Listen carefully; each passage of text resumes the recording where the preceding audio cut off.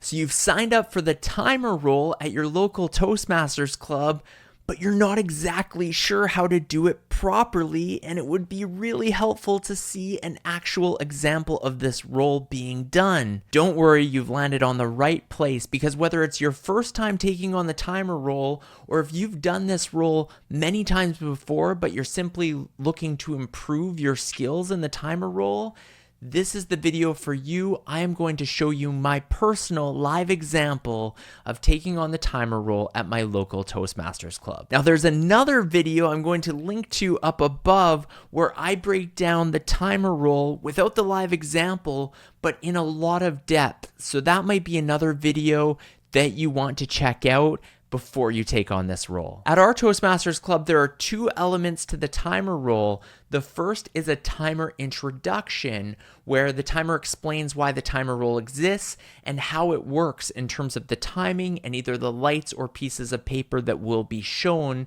at the various timings. And then in the second half of the meeting, toward the end, there's a timer report.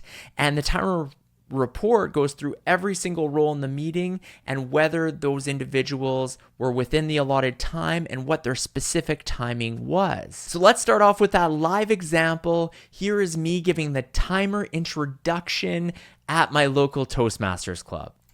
Picture this. You're asked to give a presentation, a 30-minute presentation at an upcoming event.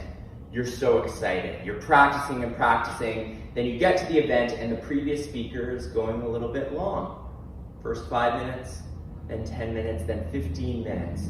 The event organizer comes up to you and says, in order to keep things on time, do you mind dialing back your speech? Now you're rushing. It's not as good as you practiced. This is not a fun situation to be in. And this is why we practice timing at Toastmasters, to ensure we're not that person causing an event to be off time. I will be keeping track of time. On the agenda, you have your allotted timing for each role, but as an example, for a table topics question, you have 2 minutes. So at the 1 minute mark, you're going to see the green piece of paper. Perfect. You can wrap up whenever it's comfortable, but you have a bit extra time. The yellow piece of paper, that means you're at that midway point. You should probably start thinking about wrapping up, because if you see the red piece of paper, it means you have gone too long. You need to end your speech. I'll give a report at the end of the meeting. Thank you, Mr. Toastmaster. All right, so there you have it. That was my timer introduction at my recent meeting. And overall, I was happy with how I did this. What you may notice is I gave a bit of a creative opening to really give a real life example or context of why timing matters. I find a lot of Toastmasters timers simply come up and they explain the lights, but we're not really thinking through of why we're doing this in the first place. So I tried to give that real life example, and if you're able to do that at your Toastmasters club and explain not just how the timer role works, but why a timer role exists, I think it will be very powerful. One thing you may have noticed is that we didn't have the timing lights. The reason for that, this particular meeting, our club was meeting at a different location than our regular location, and those lights weren't transported along with the other materials. But that's all right. You adapt. It was very simple. We were able to use a green, a yellow, and a red sheet of paper, which work very similar to the lights.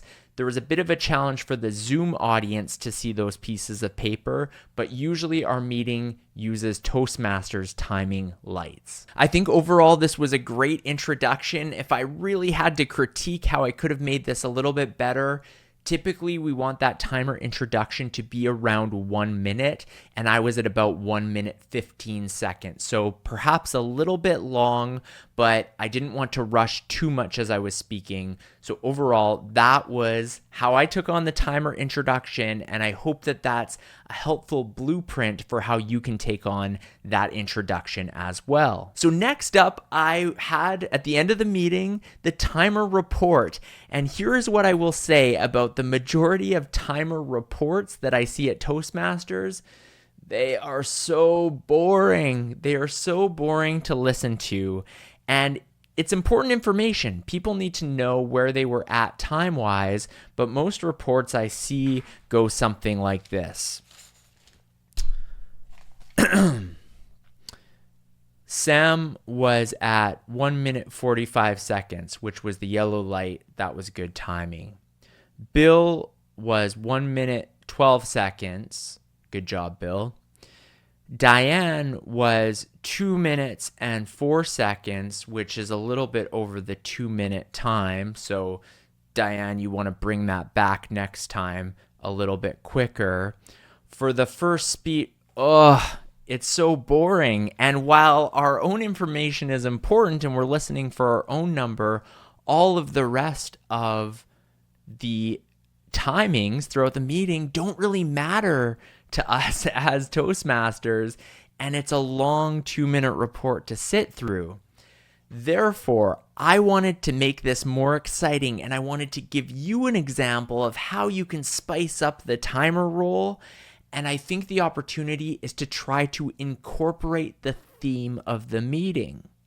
In the example I'm about to show you, the theme of that meeting was board games. So I tried to do my best to incorporate as many board game names as possible along with my report. I put a tiny asterisk beside the words, which you will see on the screen. See how many of them that you catch. But this was my way of making it a little bit creative. So let's take a look at my timer report. Pablo started the sequence of events with a minute 45. Samantha executed perfection at 1:51. Sorry to say Jani was a little bit short with 59 seconds on her first grammarian roll. Guess who spoke for 7 minutes 33 seconds? It was me. Dan clued in on the yellow light at 1:50. James wouldn't settle for Catan with his wife, so he spoke for 1:51. Shamania didn't want to risk going over time, but ended up being a little bit short at 45 seconds. Sophia got mouse-trapped over time at 2:15. Samantha had a monopoly on perfection, timing in at 1:25. Pablo had the operation of explaining the importance of games and did so with 1:37 seconds. Johnny had a twister of thought, but ended up landing at 1:44 seconds. Sue wanted to leave her legacy, but was short at 44 seconds with the rebuttal. Moya expired her ticket to ride, going well over time at 2 minutes 15 seconds. Amit reflected on the game of life and came in at 1:42. Sue gave feedback with tact and diplomacy in her evaluation. That was 2 minutes and 33 seconds.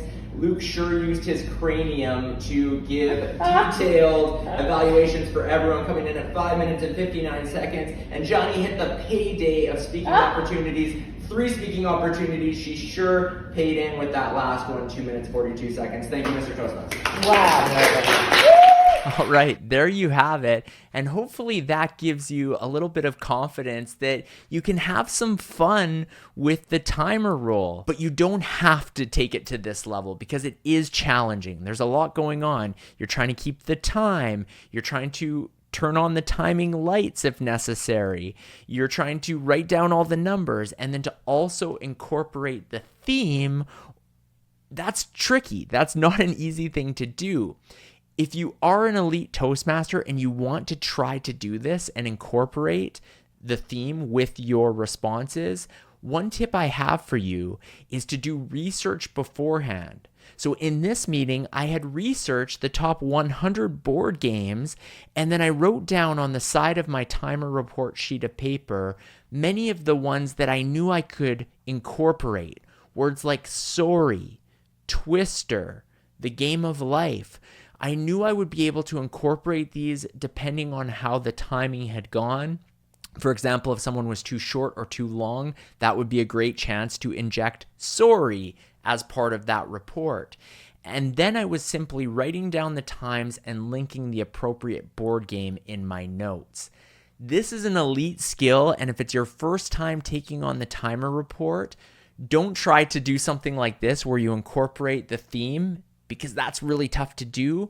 But here's what I encourage you to do. when you give the timer report, don't get in that habit of staring at a piece of paper in front of you, reading in monotone as you read off everyone's timings one after another. Don't forget about your audience. Don't forget about all the things we talk in Toastmasters about eye contact, body language. Even if you're holding your notes, because you probably will need notes, you're not going to memorize all of the timings. Look at your notes, read the timing, and then make that eye contact with the individual in the club while maintaining third person.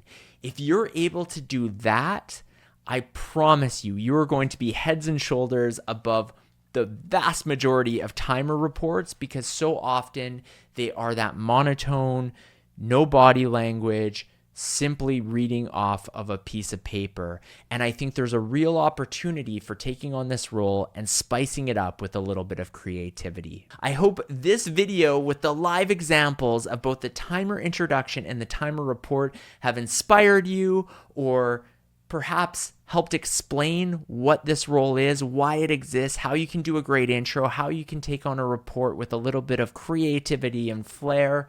If it was helpful, let me know in the comments. I love doing these types of videos to help you on your Toastmasters journey, to help you on your public speaking journey. If you haven't yet subscribed to my channel, please do that, because I aim to create great video content to help make you a more impactful communicator. But regardless, thank you so much for taking the time to watch this video. I will catch you on the next one.